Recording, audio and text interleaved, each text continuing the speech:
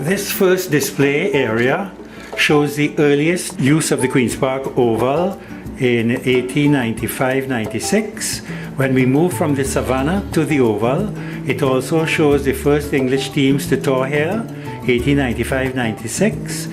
and the deed of lease and the first management committee, a picture of Queen Victoria and her descendant Queen Elizabeth II, then the first West Indies team to England, 1906, and the first official test between the West Indies and England in 1928. This second area in the museum contains pictures of some of the earliest West Indies team, the first test being played in 1930 here at the Oval. It was the second test, and then we have pictures of the 1935, 1953, 1955 and all the West Indies teams leading up to 1975, the Prudential World Cup winners, as well as several artifacts of old batting gloves, old scrapbooks, old books by famous people, wicket-keeping gloves from Derek Murray, and as I say, caps from the 50s and 60s of both West Indies and Queen's Park. These pictures just show two famous West Indian greats, Sir Garfield Sobers and Sir Frank Worrell, both being bowled during a test match that they had played previously. The picture shown on this display is a picture of the last Australian wicket batting against the West Indies in 1961 series, where the West Indies had 9 Australian wickets down, and the two batsmen, Klein and Mackay, were able to bat out the last few overs and settle for a draw. But it's interesting to note that every West Indian fieldsman is crowded around the bat, both on the leg and the offside. In this display case shows cricket artifacts from the 50th Test match played in 2001 between the West Indies and South Africa, including Daryl Cullinan's actual bat that he made a century against the West Indies, the cricket balls used by the West Indies and South Africa, and a sample of the turf and the actual stump, the wicket used in that test. The section that is shown before you now contains famous scoreboards showing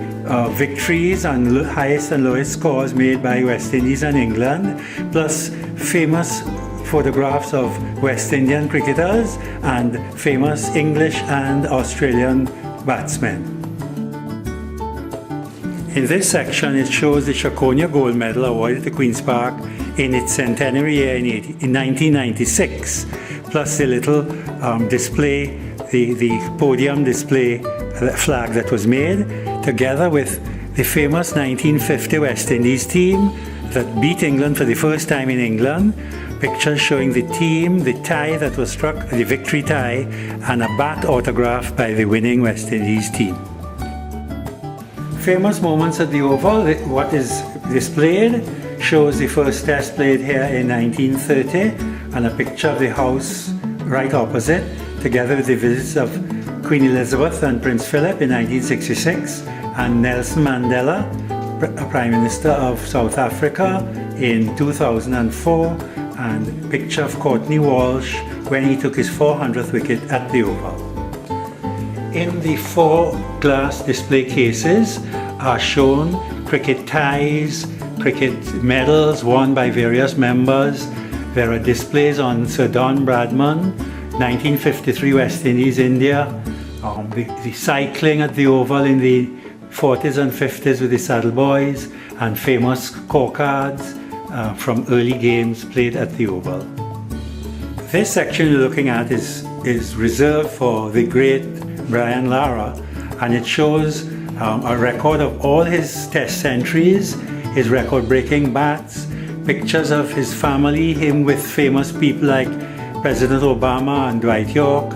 and a little mention of his mentor Joey Carew. On display in this section are various minute books of the Queen's Park Cricket Club, going back as far as 1916, and when it was handwritten by the secretary. Also shows some famous photographs of that 1897 match and other